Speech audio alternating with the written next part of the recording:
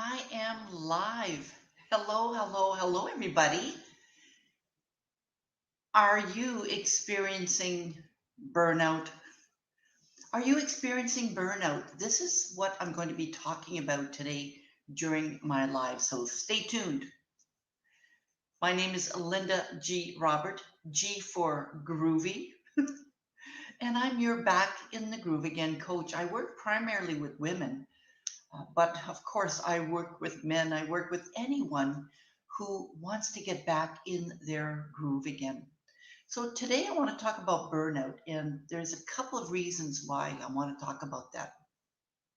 One is that I experienced it myself, and I'll explain that in a second.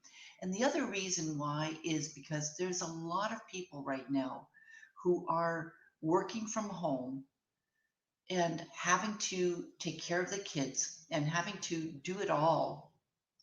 And I bet you they're experiencing burnout. So let me tell you about what happened in my case. Now, this was a while ago, and I shared this in another live before. This was a long time ago. At that time, I was working in a mental health hospital. I worked with people who had severe mental issues, people who have schizophrenia and people who have bipolar and depression.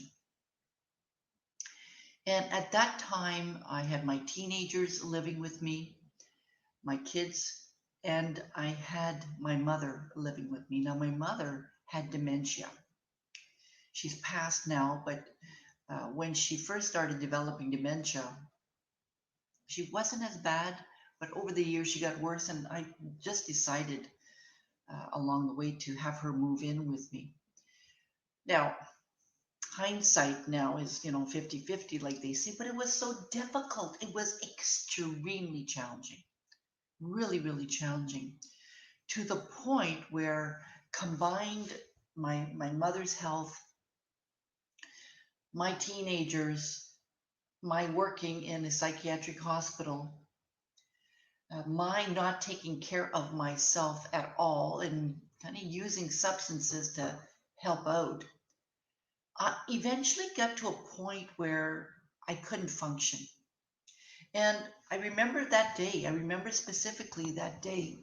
And if you're watching this on not the live but the recorded, write hashtag replay. Let me know if this rings true to you. So I remember that day I was with my boyfriend at the time, and I just remember crying, crying, and knowing that I couldn't do it anymore. Now, prior to that day, I went to work. I used to work day shifts at that time, but I also was on call, on weekends and night shifts too. But most of the time it was day shifts.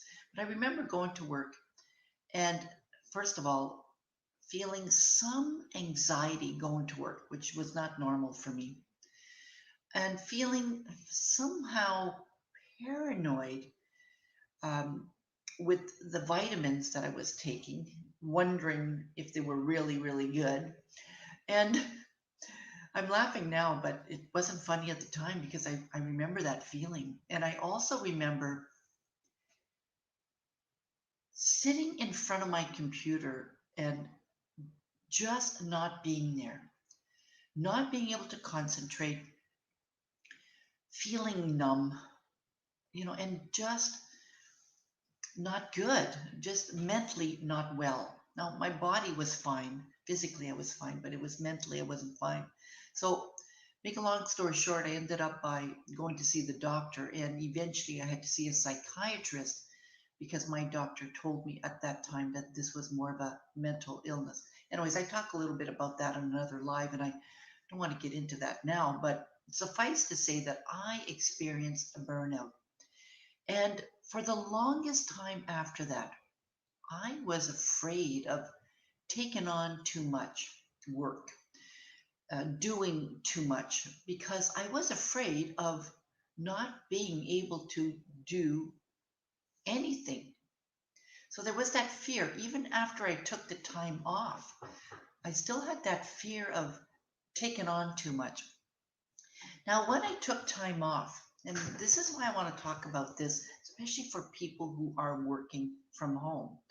When I took time off, I worked in a hospital, right? I worked in a hospital setting.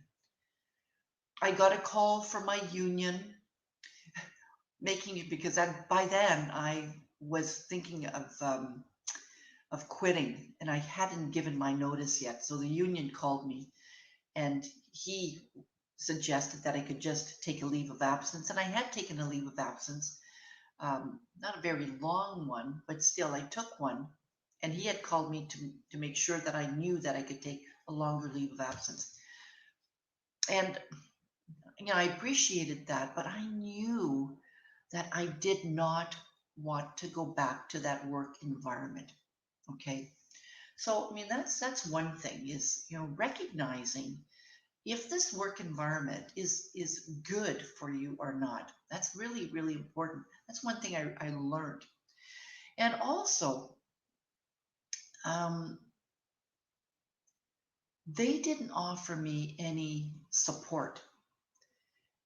At that time, I don't think we had EAP programs.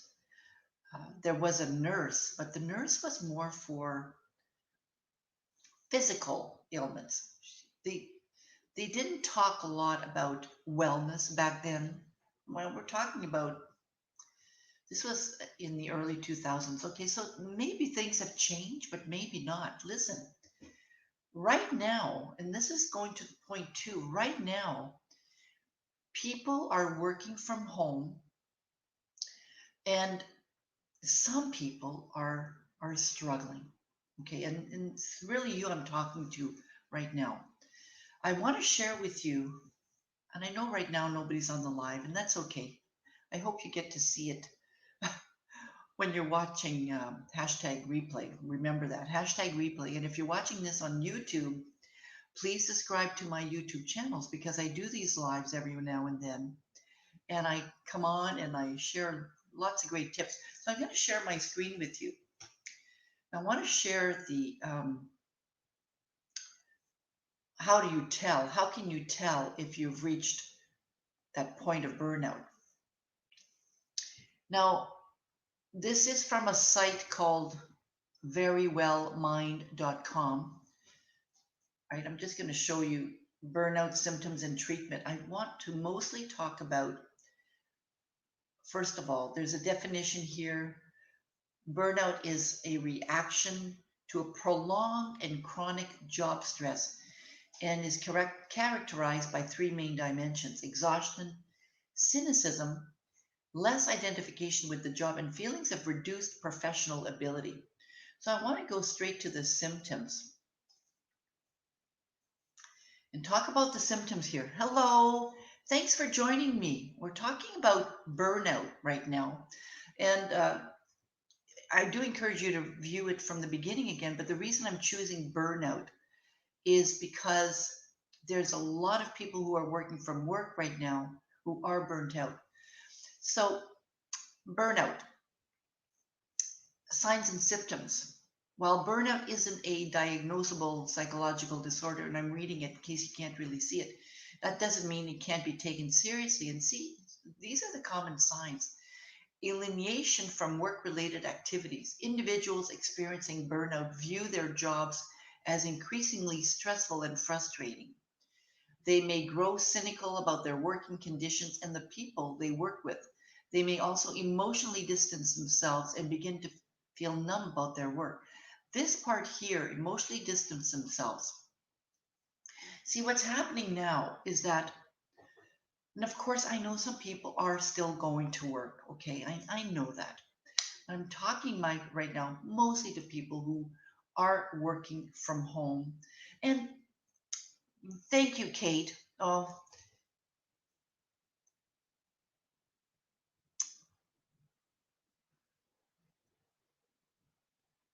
I'm just sharing this, and I hope that somebody gets to see this afterwards. Kate says, let me put that back on. I had burnout in November after taking on too many clients. I know that sounds like it's not a problem, right? But after working many, many late nights and weekends, my solution to this was to de-stress and block time out for me. It worked wonders. Time blocking and prioritizing works. Yes. Now you see, in this case, and thanks for sharing that, Kate. In this case, it meant you needed to know what feels good means and what not feeling good means, right? That's really important. A lot of people, when they're getting into that stage of process, they don't recognize it right away. They don't recognize it right away. And when we used to work at work, people were able to tell because they would see us. And here it does talk about emotionally distance themselves and begin to feel numb about their work. So, I had a team building activity yesterday, a great team building activity. It was fun. All of these people work from home. The manager says how he could tell if there's a concern of some sort, because now we don't see each other at work. He says, well, that there might be differences in the emails. Maybe people used to respond quicker, or maybe the language that people used before is different than now, right? So these are things to pay attention to. The language in emails. And he also said, I'm just sharing about a team building activity I did yesterday, and what the manager said, um, because everybody's working from home, this is how he's now able to tell if people aren't doing so well. So he also said that people are not showing up for meetings anymore. Now, remember, I was going to say back in the day, not that long ago, people worked in offices and went to meetings and they could see each other. I know it sounds cruel, but they could see each other. And you could tell when somebody is like not there or zoned out. And of course, after the meeting, the manager would say, hey, what's up? What's going on? Or let's meet for coffee. But now people are working from home and may not have that same opportunity for those informal type of meetings. So, note to self, note to you, and note to any managers out there, right? That these are some of the signs. They're emotionally distancing themselves from the team and they begin to feel numb. So let's keep going. Physical symptoms. If you're experiencing some physical symptoms, chronic stress leads to physical symptoms like headaches, stomach aches, intestinal issues. I didn't experience that personally when I went through my burnout. Emotional exhaustion. This is what I was feeling here when I went through it. Burnout causes people to feel drained, unable to cope, and tired. They often lack the energy to get their work done. And in my case, it wasn't just the lack of energy, it was the lack of attention. I was not able to pay attention at all. And of course, I would use substances along the way to help me get a little bit more energy to kind of, zone out of what I was really feeling. I was actually numbing myself out when I think about it now. So that's another indication, guys, is emotional exhaustion. And here's the last one here of the most popular ones. Reduced performance. Burnout mainly affects everyday tasks at work or in the home when someone's main job involves caring for family members. And I'm going to add now, um, whether you're working at an office, here it just says at work, but you might be working at home for your company, for your employer, and taking care of family members too, or trying the best you can to take care of family members so your performance is affected. And here it says individuals burnout feel negative about tasks. Oh, I got to do this again. Or, oh, another phone call. And you start answering phone calls in an apathetic way. They have difficulty concentrating and often lack creativity. So those are the main symptoms. If you're experiencing that, get help. Get help. I talked about that in another video. I think actually I shared that video on LinkedIn. But the point is, if you're experiencing that, get help. If you're not there yet, get help. Either way, get some help. And, if you're not there yet, this is where I'm going to talk a little bit about my services. If you're not there yet, then it's time to either, depending on your need, you might need a therapist. I'm not a therapist, I'm a coach. I'm a coach and I'm here to remind you, to support you along the way that your health, mental health, physical health, social health, and all of that, that is numero uno. That's really the important thing. So when you work with a coach, when you work with me, we have conversations. I do some training because, on some of the platforms I have training as well. But it's mostly to support you as you ease your way into making changes. Now, some people, they think they'll change from just like that. Okay. It doesn't work that way because oftentimes we still have those thoughts that we've always had, and we start listening to those thoughts. So some of the tools and techniques that I've used over the years, that I've had to learn over the years, takes practice. Takes practice. It's not, you guys, it's not reading a self-help book that'll make the difference. Reading helps, but practicing what those self-help books suggest is what's helpful. When you sign up with a coach, and I'll just talk about my program here, the Accelerate Your Groove 90-day program. If you sign up for a program and you don't come to the weekly meetings and you say, well, I'll just listen to the recordings, that's not really effective. Because if you do like what most people do, you'll spend thousands of money on a coaching program. By the way, mine isn't thousands of dollars. It's actually, under price, but that's beside the point right now. Most people will sign up for programs and let them build on their shelf, their digital shelf, and they'll say, well, I'll just listen to the recording. I'll just listen to the recording. It's not listening to the recording here. It's being on the call and practicing actually doing what is suggested. And that's why I suggest working with me. And of course, showing up to meetings because, when we meet, like with this Accelerate Your Groove 90-day program, I'll just give you a little bit of information here. We meet once a week. Right now, we're meeting on Wednesdays at noon, 12 Eastern Standard Time. And let me see if I could share this. This might take a few seconds here, just a moment. I don't know if I could share this right now, but oh man, I'm sorry to be taking this time, and I don't think I could share this right now. But the last meeting of the month is usually planning for the upcoming month. The first meeting of the month is a do it month. So a lot of people who are burnt out or stressed out or getting there don't get things done. Things pile up. So I've incorporated some time in the Accelerate Your Groove 90-day program for that. That's the first week of the month. The second week of the month is a regular check-in.